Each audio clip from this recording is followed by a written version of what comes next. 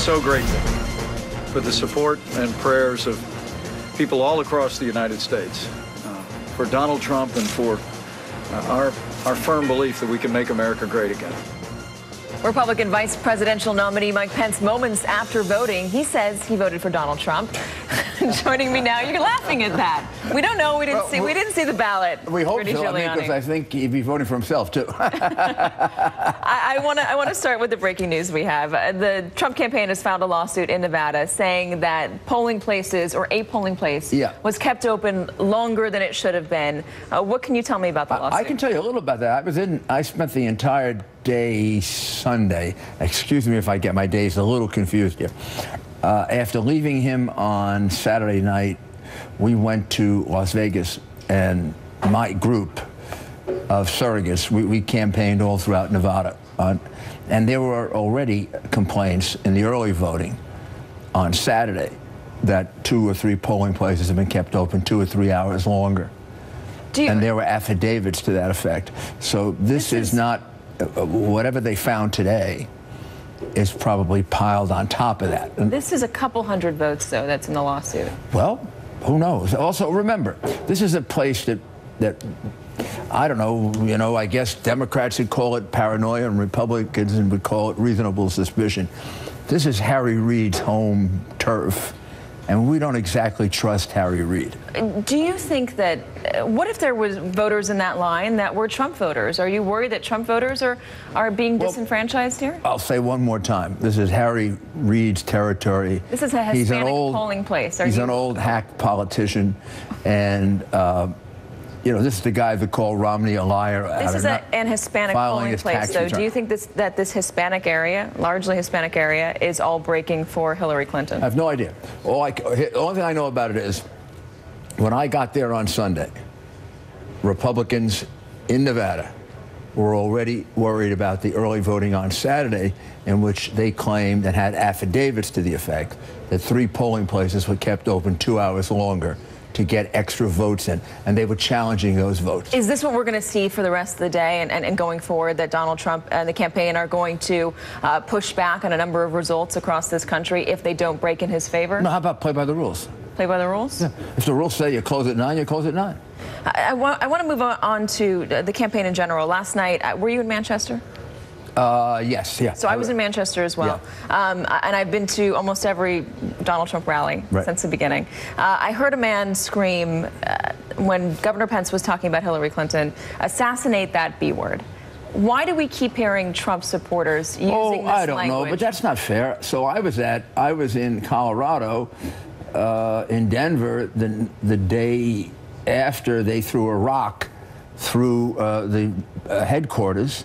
Hold on. I've been to every Trump. I'm asking you about the Trump campaign. Why do we keep hearing this negative language, this inflammatory language, talking about assassinating somebody? Well, why do we hear? Mayor, assassination. A man said, "Assassinate that B word." Why do we hear that at Trump rallies? Because you hear the same thing at Hillary Clinton. I've never heard anyone assassinate Donald Trump at a Hillary Clinton rally. They threw a rock through the window of Trump headquarters. Had you not interrupted me, I'd finished a sentence.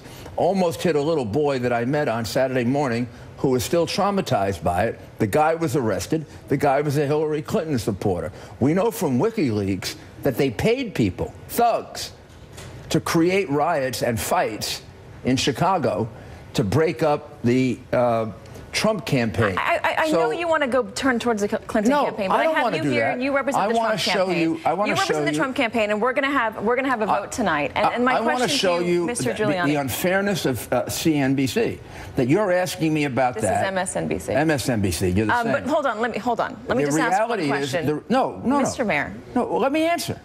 The reality is that the Hillary Clinton campaign has involved itself in more violence and paid for it than anything going on in the Trump campaign. But you don't report on it. You don't report on the fact that they paid out thousands and thousands of dollars to thugs to go make it look like the Trump campaign had violent people, but they were being paid for by the Clinton campaign. Those are unsubstantiated claims, and I wanted you to ask. I wanted to ask about the Trump campaign specifically, but we can move on. Let's talk about tonight. Donald Trump. What is he doing right now? How is he feeling?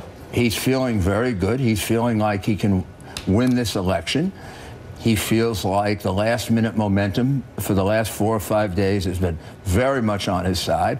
She needs to bring all kinds of people in to get crowds. He can do it all by himself. Everything we can see, the momentum is moving in our direction, and we can win this election. If he does lose, and I'm not saying he's going to, if he does lose, should we expect to see him concede graciously as every other loser in a presidential campaign has come out and done? Unless he loses the way Gore lost, who didn't concede graciously until 2.5 months later. Well, the recount was automatically kicked in Florida. No. He did not initiate the lawsuit. The recount was automatically kicked in. And then he did graciously concede. No, he didn't. He conceded and 1 hour later withdrew his concession. The recount automatically kicked in. And then he brought a lawsuit. What do you think that was before the Supreme Court? What was that before the Supreme Court of the United States, decided by the Supreme Court of the United States? A lawsuit in which David Boies represented Gore and Ted Olson represented Bush. It was a lawsuit. So if it's a close election where there are allegations of fraud, of course he'll contest it. If it is not, he won't. But don't tell me that there wasn't a lawsuit in the Gore case. I was involved in it. But that's the usual thing you do to us. When I come on CNN or MSNBC or CNBC, it's like going before the grand jury. And you're the defense it's also lawyer difficult for the other reporters side. talking to Donald Trump and his surrogates, because oftentimes many of you will just completely obscure the facts or gloss over the facts, and then say things that are factually untrue. And Donald Trump says that very often on the campaign trail. It is not factually untrue. There was a lawsuit that Al Gore was involved in. Why did he have a lawyer if he wasn't involved in the lawsuit? Am I making that up? Mayor Giuliani, thank you so much for being here. You're the one who got the facts wrong, not me. Thank you so much for being here. I appreciate it. Good luck tonight. Thank you. New video this hour of Bernie Sanders casting his vote in Burlington, Vermont. Meanwhile, a live look right now in Cleveland, Ohio, voters having their say about America's next 4 years. And in just a matter of hours, Democracy Plaza will be packed as results from the polls pour in. Next, a look at where the battleground map stands. But first, a look back at a moment from the debates